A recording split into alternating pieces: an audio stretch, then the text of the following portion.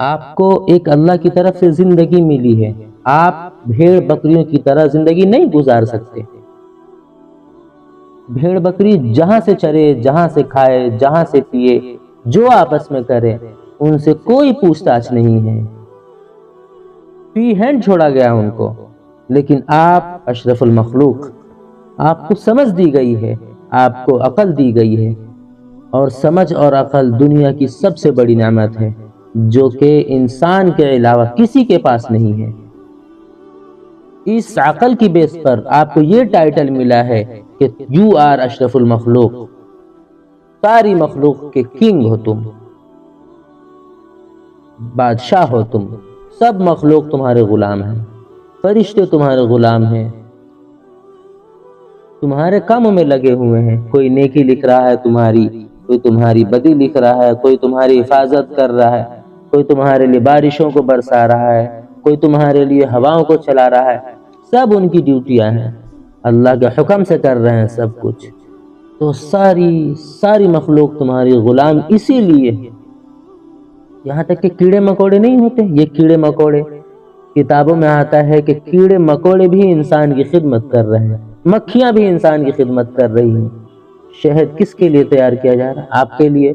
پھر اس شہد کے بڑے بڑے بزنس کر رہے ہیں لوگ، اس سے لاکھوں کما رہے ہیں، جب کوئی مریض ہوتا اس کو شفا مل رہی ہے۔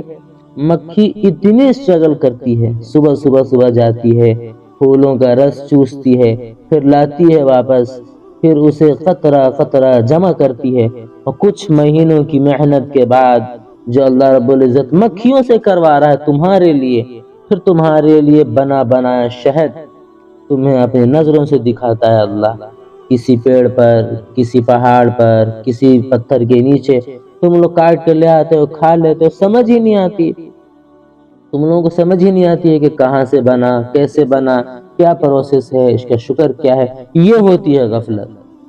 ہم غفلت کرنے نہیں آئے اس دنیا میں۔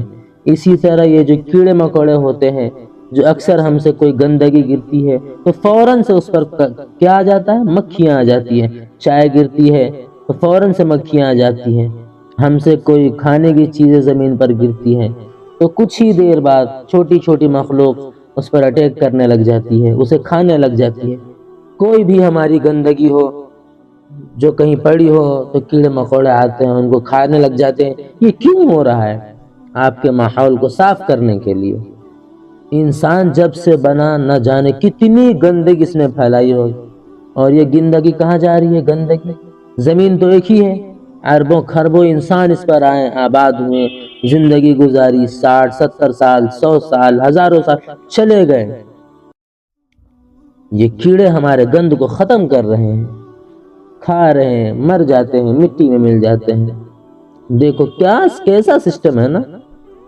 تو اس وجہ سے تم غفلت کی زندگی نہیں گزار سکتے، کیونکہ یہ دنیا تمہاری خدمت کر رہی ہے، اور کسی نہ کسی مقصد کے لیے کر رہی ہے، تمہاری غلام نہیں ہے۔ تم اللہ کی عبادت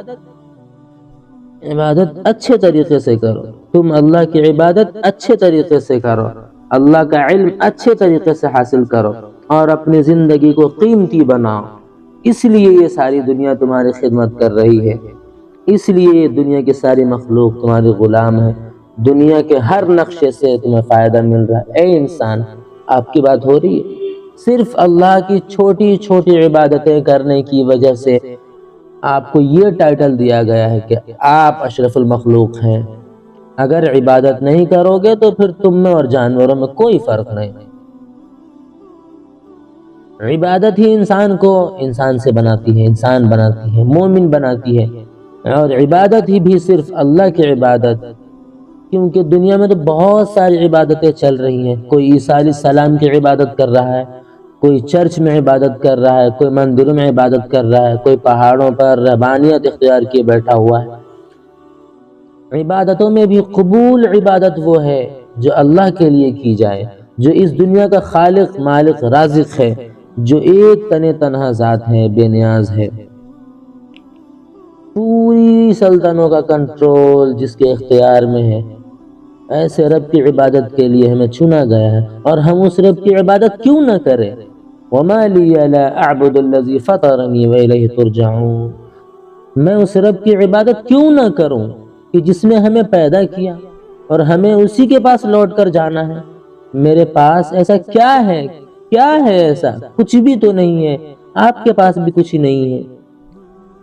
اللہ نے اس معاشرے کو مینٹین رکھنے کے لیے ہمیں یہ احکامات جاری کیے ہیں، کیونکہ اللہ بہتر جانتا ہے۔ ٹھیک ہے، ہم جب اللہ کے کسی حکم میں ڈنڈی مارتے ہیں، جب اللہ کے کسی حکم میں اپنی مرضی چلاتے ہیں نا، تب جا کے معاشرے میں بگاڑ پیدا ہو جاتا ہے۔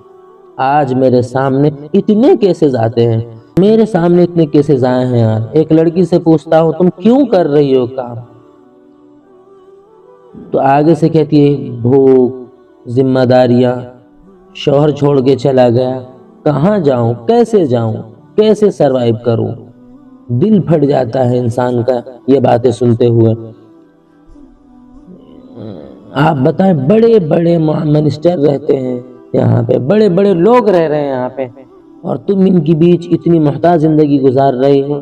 یس، کوئی پوچھنے والا نہیں، کوئی سلام کرنے والا نہیں ہے۔ میرے گھر میں فاقے چل رہے ہوتے ہیں، ان کو پتہ ہی نہیں ہوتا۔ ان کے گھر میں ڈیلی فوڈ پانڈے کی ڈیلیوری آ رہی ہوتی ہے، میرے بچے ان کو دیکھتے رہتے ہیں۔ میں کیا کروں؟ کوئی مرد نہیں۔ میں اس وجہ سے غلط کی طرف گئی۔